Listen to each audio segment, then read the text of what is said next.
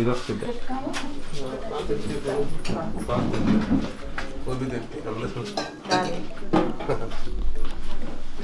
That's morning tea.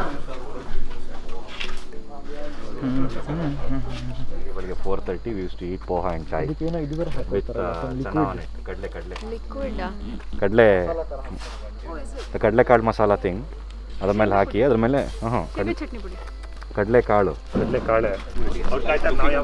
Alright guys, so we're heading off to the safari. We just finished our morning teas and everything. They had tea, so we're just going to sit in the bus. So no microphone allowed in that. So I'll be shooting videos, but I'll not be talking. So I'll see you guys after the safari. Take care. Bye bye.